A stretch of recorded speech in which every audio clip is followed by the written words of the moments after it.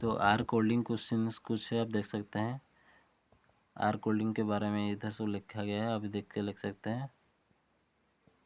What is spatter, ideal arc length should be, what is arc length, causes of excessive sputter, what is penetration, why penetration is important। तो इसमें आगे argon welding, full form of TIG क्या है, why tungsten electrode,